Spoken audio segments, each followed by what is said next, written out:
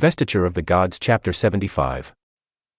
And we've really zeroed in on Chapter 75. Which describes this pretty catastrophic situation at Sishui Pass. Yeah, the Zhou army, Zhang Ziya's forces, they've been fighting for nearly a year, making progress, and suddenly they just stop. They hit a wall. A major wall. The general they're facing, Yu Hua, he's got something that's proving, well, unbeatable. Totally. Things are so bad, the sources say they've actually hung up the no battle sign. Which is basically admitting defeat, right? Like, please don't attack us, we can't fight. Exactly. It signals a complete halt to the entire campaign. And it all comes down to this one specific, terrifying weapon. So this isn't just about brute force then, it's more like chemical warfare. Or maybe magical warfare. It leans towards that, yeah. The weapon is called the Hua Shu Dao.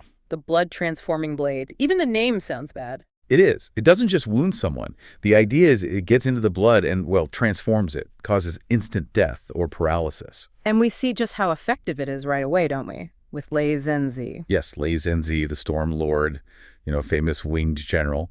He goes out to fight Yu Hua. And takes a hit from this blade? He does. But here's the twist, the key mythological detail. He doesn't die on the spot. Why not?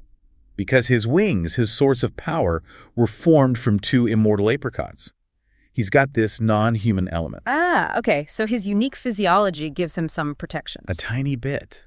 But even so, the text is specific. He gets back to camp, silent and shivering. Completely incapacitated, not just wounded, but taken out of action. Right, and that's the strategic threat. This thing doesn't just injure soldiers. Yeah. It instantly sidelines your best commanders. No recovery time. That changes everything. You can't fight a conventional battle if your leaders get knocked out that easily. Absolutely. It forces a total strategic rethink. The problem shifts from military tactics to intelligence gathering. You have to figure out what this thing is. So how do they pivot if fighting's off the table? Well, this is where Yang Jane comes in. He's technically a supply officer, but he's also incredibly powerful. He arrives, sees the no battle sign, and orders it taken down. Immediately signals, okay, we're back in the game. Yeah. But he knows the risk. He must know about Lei Zhenzi. He definitely knows. He's one of the top cultivators. He challenges Yu Hua himself. Right.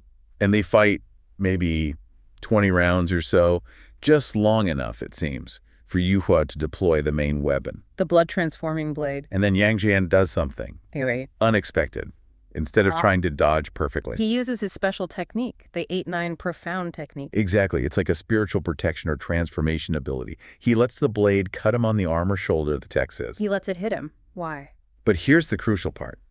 While his physical body takes the hit, his true spirit, his Yuan Shen, escapes the body at that instant. So he avoids death that way. Yes, but more importantly, he gets hit on purpose. Wait, why would he do that? That sounds incredibly dangerous. For the data. He needs to understand the poison. If he just dodged, he learns nothing. He needs a sample, essentially. Ah, I see. It's a calculated risk, a sacrifice to gather intelligence. Precisely. He sacrifices the physical body momentarily to get the intel needed to defeat the weapon. His true spirit escapes, bypassing death. Okay, that makes sense. Risky, but necessary. Extremely. So with his spirit safe, he uses his earth escape power, basically teleporting through the ground, and goes straight to his master, Yuding Zhenren. And what's the master's verdict? Confirmation. Yuding Zhenren says, this knife, once wounded, sees blood and instantly kills. He confirms Lei Zhenzi only survived because of the apricots. And Yang Jin survived because of his cultivation depth, allowing the spirit escape. Exactly. But then comes the really bad news. What's that? The master says he can't cure it. There's no conventional antidote, no easy magical fix. Wow. So even one of the highest immortals is stinked. That really raises the stakes. If he can't fix it, what hope is there? The hope lies in something unexpected. Not medicine, but forensics, manufacturing intelligence. How so? Yuding Zhenren knows who made the blade. It wasn't Yu Hua. It belongs to another immortal, Yi Qishan Yu Yuan, over on Penglai Island. Okay, the original creator. And here's the absolute key detail. Yu Yuan refined 3 specific divine pills in the exact same furnace at the same time as he refined the lethal blade. Whoa. So the poison and the cure are related, like from the same batch. Exactly. Genetically linked, you could say. Mm-hmm. The master states explicitly, only those 3 pills can counteract the poison because they share its origin. Nothing else will work. That's fascinating. The solution isn't a general antidote. It's tied to the specific industrial process of making the weapon. Right. It turns the whole thing into an espionage mission. Yang Jian, still technically wounded but spiritually intact, has to go to Penglai Island. Which is described as this beautiful, mythical place. Seascapes, mountains, magical birds like the Lin Feng and Luan. But it's incredibly dangerous because Yu Yuan, the weaponsmith, is there. Precisely. So Yang Jin can't just storm the place. He needs subterfuge. So he uses the 8-9 profound technique again? Yes, but this time for disguise. He transforms himself into a perfect duplicate of Yu Hua, the enemy general. Wow. He impersonates the guy whose weapon nearly killed him. Exactly. He goes to Penglai, finds Yu Yuan, and tells this incredible lie. What does he say? Disguised as Yu Hua, he claims that Yang Jin, the real Yang Jin, somehow managed to turn the blood-transforming blade back on him on Yu Hua, wounding his arm. That's brilliant. He's playing on Yu Yuan's pride. Totally. He makes Yuan think his own disciple got wounded by the very weapon he created, implying the enemy might have found a way to counter it. So Yuan would panic, thinking his weapon isn't foolproof. Exactly. And in that moment of shock and concern for his disciple, Yuan says something like, "Oh, well, I have these 3 pills here from the same furnace. They're useless to me. You take them, they'll cure you." Unbelievable. The creator just hands over the only antidote. Because of a perfectly crafted deception, Yang Jin gets the pills. But Yuan's an immortal. He must figure it out eventually. Oh, quickly. As soon as Yu Hua leaves, Yuan starts thinking, calculating, wait a minute, how could Yang Jin possibly... Deception unravels. Right. He realizes, good Yang Jin, you scoundrel. And the chase is on. So here comes after him. Immediately. Mounts his golden-eyed camel, a powerful beast, and pursues Yang Jin, who's trying to escape with the pills. It's high-stakes pursuit. Yang Jin can't possibly fight Yu Yuan directly, can he? Especially not while trying to get away. No way. He needs a diversion, a delaying tactic, so he uses his secret weapon. The howling celestial dog. That's the one. He sets an ambush. Yeah. As Yuan closes in, the dog attacks. Does it seriously injure Yuan? Not critically, but tactically. The text says the dog bites Yuan on the neck and tears off half of his big red robe, his crane robe. Ouch. More embarrassing than lethal, maybe.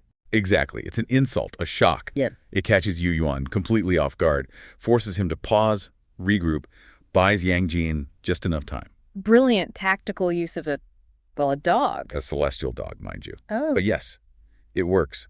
Yang Jin makes it back to the zoo camp with the 3 pills. And the effect is immediate. Instantaneous. They give the first pill to Lei Zhenzi. The shivering stops, he's fully recovered and filled with, well, understandable rage. Ready for payback. Absolutely. But the pills have a wider impact, too. Oh.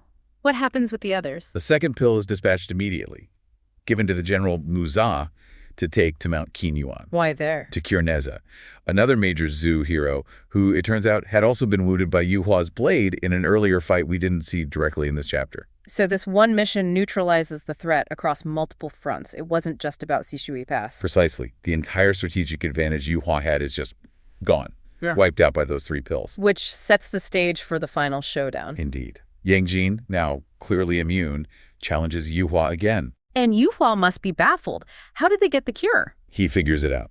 The text mentions him realizing it must be a one furnace out situation, meaning the cure came from the same source as the poison. He knows his master must have been tricked or compromised. He knows the game is up. Pretty much. His ultimate weapon is useless. They fight maybe 30 rounds, but Yu Hua's confidence is shattered. And then Lei Zhenzi gets involved. Oh, yes.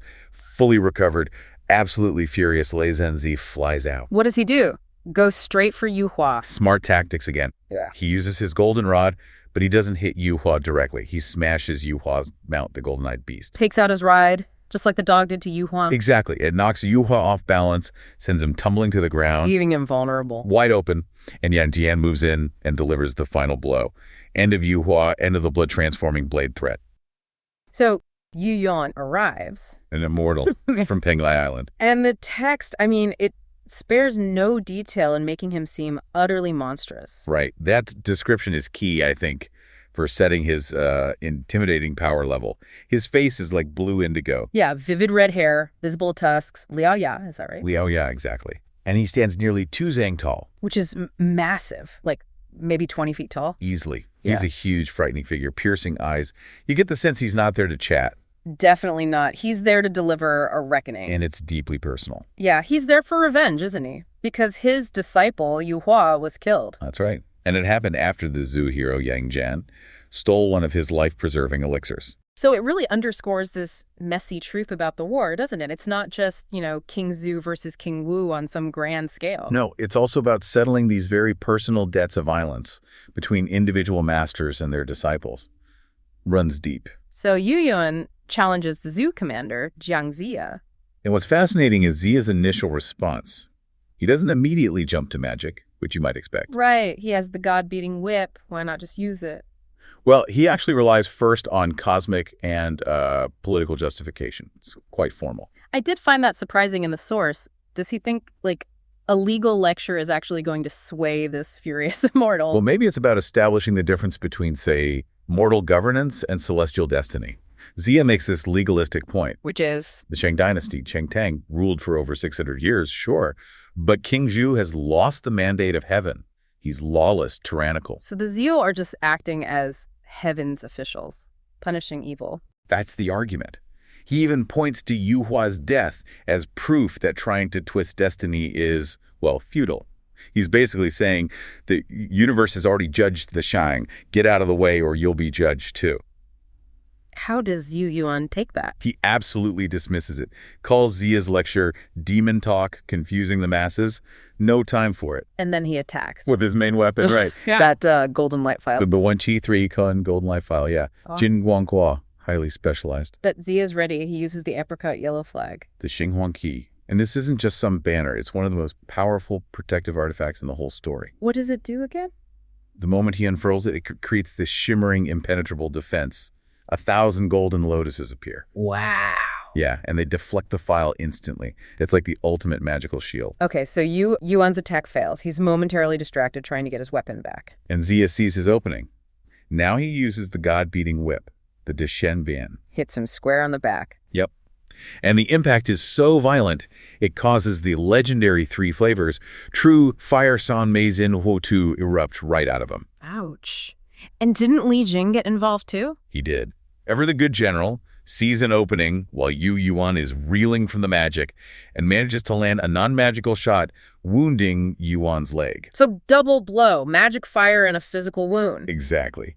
And the immortal, even though he's furious, knows when he's momentarily outmatched. He slaps the head of his mount. His magical mount, we should add. Oh, definitely. And escapes, just rockets away from the battle line. Okay, but remember this. Yuan is wounded, he's enraged, and he's probably focused on just getting away. Which is exactly when he is most vulnerable to an opportunistic fool. And here's where the narrative makes this spectacular, almost, comical shift. It really does. We go from cosmic warfare, divine flags, true fire. Right back down to the mud and the mundane logistics of the Zhu army. Enter Tuxingsun.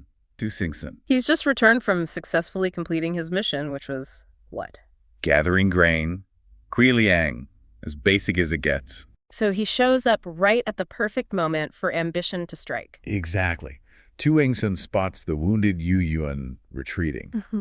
And what catches his eye? Not the immortal spewing fire? No. It's his magical ride, the golden-eyed 5-cloud camel, the Jinjing Wu Yun Tuo. And the steed is incredible, right? The sources say its legs erupt with Qijin Guang golden light. Yeah, allowing it to travel at immense speed like clouds and mist.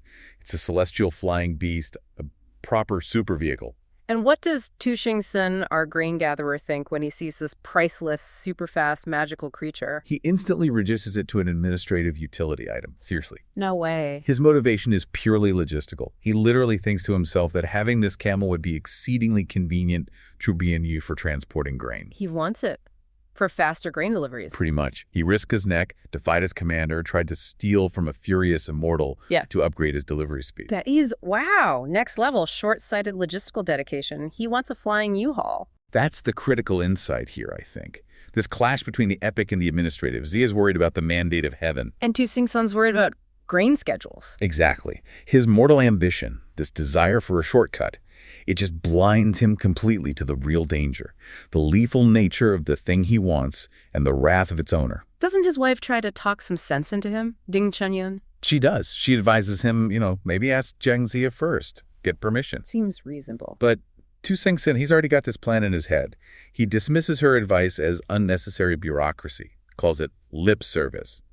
Duo ye fan chen shi. He thinks his personal admin needs outweigh military protocol. Oh, so he goes completely rogue, uses his famous earth-traveling skill, the Tuxingsun. Right, he can travel underground. Yep. Sneaks beneath the earth, tunnels right into Sishu Pass, finds Yu Yuan sitting alone, seemingly meditating in the governor's residence. And this is where we see that huge difference in, foresight between a mortal and an immortal. Tuxingsun thinks he's got the drop on him. He could not be more wrong. Knowledge really is power among these immortals, even though Yu Yuan is still recovering. One of the god-beating rips, yeah. He uses his powers to calculate. He pinches his fingers to calculate. Kizi Swan, and boom! Instantly foresees Tuxingsun's approach. Knows he's coming for the camel. So the whole thing becomes a trap. A calculated trap. And the deception Yu Yuan pulls off is brilliant. He sends his yang, spirit yang, Shen Chu Kao, his spiritual essence, out of his body. Leaving behind just the physical form. Exactly. A husk. Then he makes the body adopt a sleeping posture and snores loudly, like thunder, it says. To make Tuxingsun think he's knocked out or sedated from the earlier fight. And Tuxingsun, just high on his soon-to-be logistical triumph, falls for it hook, line, and sinker. It's the camel untied, success. But then he commits the ultimate act of foolishness and military insubordination, really.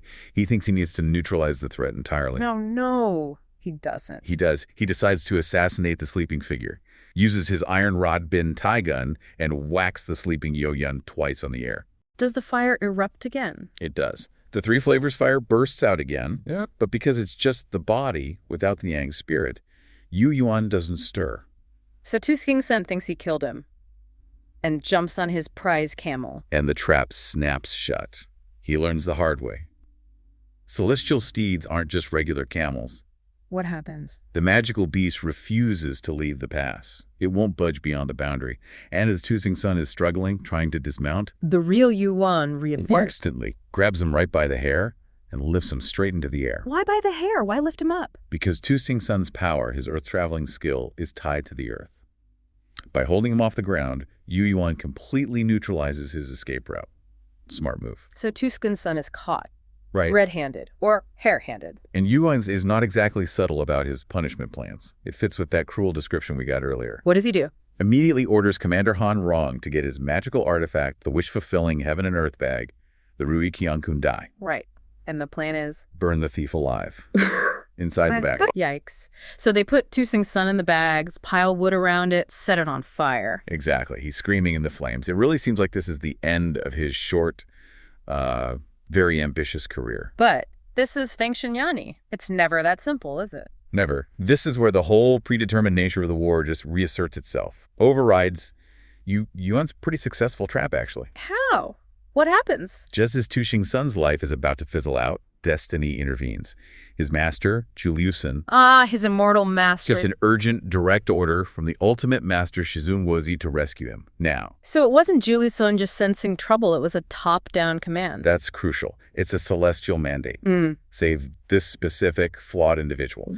So Juliusun rushes to the pass, uses the vertical golden light method, Zongdi Jin Guanfa, for instant travel. Gets there just in time. Creates a sudden, powerful whirlpool Winchuan Wolfeng, and literally snatches Tuxingsun and the wish-fulfilling heaven and earth bag right out of the fire. Wow, so Yuan is foiled, not by Tuxingsun being clever, but just by fate, predetermination. The mortal realm has to bend to the needs of the celestial narrative, basically. Okay, so Tuxingsun is saved. Juliusun brings the probably quite scorched Tuxingsun back to the zoo camp. How does Zia react? Oh, Zia is absolutely livid. We snap right back to the mortal burden of command. He knows he has to maintain order in this chaotic mix of mortals and immortals. What does he say? He condemns Tuxingsun, violating commander's orders, committing a shameful act against the state. That's the phrase he used. Ruglosishi. Shameful act against the state. That sounds serious. More than just theft. Exactly.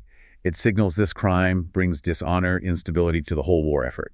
So Zia, acting as the military commander, demands immediate execution, calls for the executioner. Even though Tuxingsun is an immortal ally with useful skills. For Zia, in that moment, upholding mortal discipline, the law of the army, is non-negotiable. He has to make an example. Juliusun is there, his master. Right. And once again, celestial bond kind of trump mortal justice. Oh. Juliuson pleads for clemency.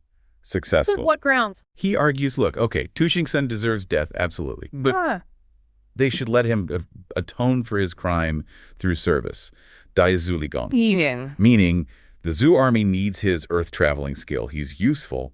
And Juliusun basically promises to keep him on a very short leash from now on. And Zia agrees. He agrees. Reluctantly, you feel. It shows the burden of his command. He has to follow military law, but he also has to face the pragmatic reality. They can't afford to lose unique assets like Tuxingsun, especially when a powerful master vouches for him. So Tuxingsun gets saved twice.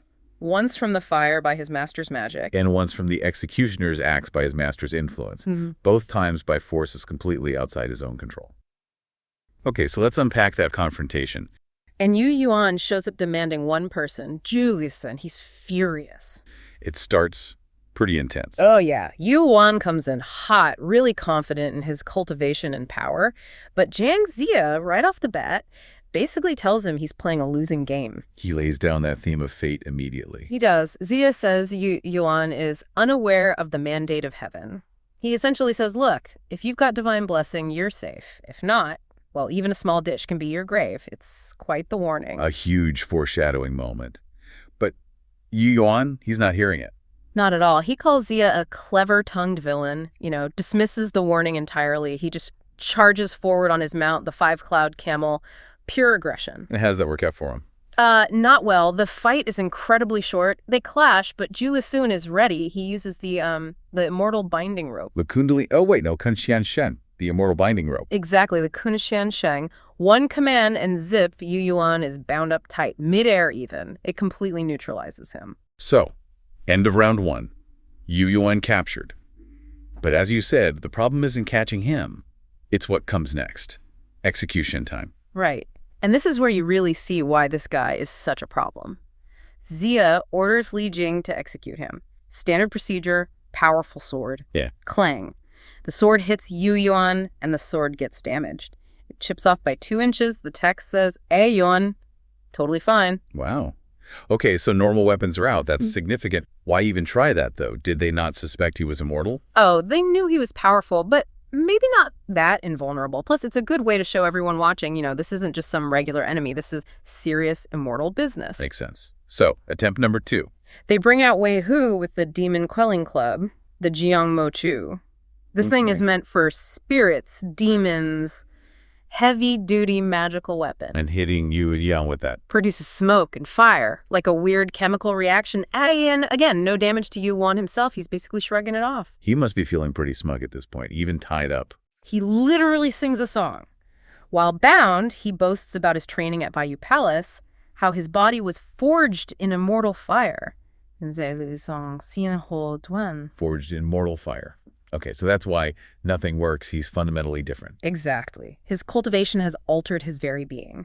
Metal, blunt force, even basic spiritual weapons. They just don't affect him in the same way. So Zia and Juliusun are stuck. Can't kill him. What do? They come up with what seems like a practical solution. Put him in an iron cabinet and sink him in the North Sea. Get rid of the later trouble, Huan, as they say. Out of sight, out of mind. But there's a flaw in that plan, isn't there? Something elemental. A huge one. They put him, this being tied to complex energies, into an iron box. It's metal jinn and drop it into the seawater, Shui. And the 5 elements theory says metal feeds water. Or is it the other way around? Metal and water nourish each other, jin, shui, shangshang. It's a generative relationship. So instead of containing him... They basically gave him a power-up environment. Pretty much. It ironically helps him. He uses the water escape technique, Ji Shui Dan, and boom, he's out of the box. That is incredibly ironic. So he escapes, still dragging the immortal binding rope, and heads back home. Straight back to Bayou Palace, specifically the purple Ganoderma cliff, and you can only imagine the scene when he arrives. Yeah, what does he look like after being drowned in a box? Well, sources say he's a mess. Blue face, red hair, huge tusks showing King Mian Hongfa, Jukuliaya. He looks monstrous, utterly humiliated. And seeing him like that must have caused quite a stir. Absolutely. It fuels the sectarian fire. His superior, Jinling Shengmu, sees him, and she's furious. This isn't just about Yu Yu anymore. She sees it as the Chanjiao deliberately humiliating our sect, Qi Wu Jiao Taishan. So it escalates right up the chain. All the way to the top. Tumting Jiaozu, the ultimate master of the Jijiao, gets involved. He casually removes the immortal binding rope with just a talisman, a Fu Yin, shows the power gap. Definitely. And then he decides to rearm Yu Yun. He does. He gives him a new toy, the heart-piercing lock, Chuanshin Suo, a seriously dangerous artifact. Okay, round 2. New weapon. He must be feeling confident now. Super confident. But here's the crucial part. Tongshin Jiaozu gives him a very specific, very strict order with the weapon. He says, go capture Juliusen, but do not harm him.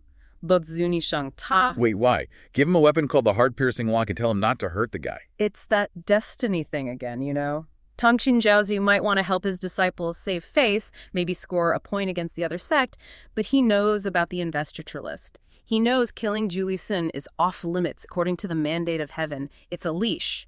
A warning. A warning Yu Yuan probably ignores in his thirst for revenge. Well, he certainly charges back, full of confidence, uses the Earth Escape, Jitudun, zips right over to Sishui Pass, ready for round 2. And Juliusen, is he surprised? Not at all. He figures Yu Yuan wouldn't come back empty-handed. He suspects a new wondrous treasure, Akibo, from the big boss. So he tells Zia, let's stall him again. Let me handle this. He knows Yu Yuan's playbook. He does. And unbelievably, history repeats itself. You're kidding. He gets caught the same way. Again. Exactly the same way. Yeah. Yu Yuan is all focused on Zia, trying to use his fancy new heart-piercing lock, and Juliusen, secretly, uses the immortal binding rope again. But Tifeng and Zongxia show. Oh, come on. That's almost embarrassing. It highlights his fatal flaw, blindness. The text even gives us that poetic line, the cicada senses the autumn wind before it stirs, unaware of the messenger of death. He walked right back into the same trap because revenge blinded him. So he's captured again, bound again, and they still can't kill him with normal means, and they know the ocean trick won't work. What now? Just when they're stuck, suddenly a new player arrives on the scene, Lu Ya Taoist. Lu Ya. Okay, things are about to get serious. How does Yu Yuan react? He's terrified instantly. He knows this is it. Lu Ya isn't there to fight. He's there to, well, administrate. Administrate. Lu Ya just states the facts. Yu Yuan is on the investiture of the gods list. Fengshen Bang Shang Jiren. His death isn't really about the battle anymore. It's cosmic paperwork. It's preordained. His number is up. Exactly. All his power, his immortal body, his sect backing, none of it matters against the list. So how does Lu Ya actually do it? This is the execution method that finally works, right? The cheat code artifact. It's very ritualistic, very strange. Lu Ya burns incense, performs worship. Then he pulls out this gourd, a hulu. Okay. From the gourd comes this thin white light, like a thread. And at the top of the light, a tiny thing appears. Maybe 7.5 inches long, with eyes and wings. Eyes and wings? What is that? That's the flying dagger, and Lu Ya just needs to give the command. Bitches. Treasure, please turn around. Obey King Xuan Shin. Damn. The little winged thing spins once, and Yu Yuan's head just falls off instantly. No sound, no struggle, gone. His spirit goes straight to the investiture platform, the Fengshen Tai. Wow. Just wow. That fire-forged body, useless against that. Completely bypassed. It shows the difference between physical or even standard magical invulnerability and, well, destiny enforced by a specialized divine tool. The definitive end to his quest for vengeance. But Lu Ya shows some respect afterwards. He does. He orders Yu Yuan's body be buried respectfully, Young Tu Yanmai. He was on the list, fated to die, but still recognized as an immortal being who fulfilled his role, albeit unwillingly. Okay, so the immortal threat is neutralized. What about the mortals holding the pass? How does this ripple down? It's the final straw for them. Commander Han Rong, the guy in charge of Sishui Pass, hears about Yi Yun's execution, this bizarre, effortless beheading of an unkillable immortal. He must realize the game is up. Totally. He gathers his generals and basically says, look, these Zhu people aren't just soldiers, they're moral and mystical arts experts. Dao de Shuneng Zi Shi. We cannot win this. That's a tough realization for a loyal commander. He's loyal to Shang, right? Deeply loyal. Cheng Tong Zi Jue. But he's also pragmatic. Staying means death or capture. It's pointless resistance. So what's the strategy? Surrender. Not quite surrender, more like strategic disappearance. General Xu Zong gives the advice. Leave the official seals, the yin shou, leave the records. Bow towards the capital charge one last time, and then just melt away into the mountains. Yinji Shunlin, preserve life and maybe some honor by avoiding a futile last stand. Exactly. It's a very human, very practical decision in the face of overwhelming divine power. And there's that poignant detail about his family. Yeah, while the household staff are scrambling, packing valuables, gold, silks, his two sons rush out from the backyard. What are they doing? They were secretly trying to set up some kind of last-ditch defense, some clever trap or ambush with mortal means. Their desperate plan gets completely bulldozed by the reality of the retreat.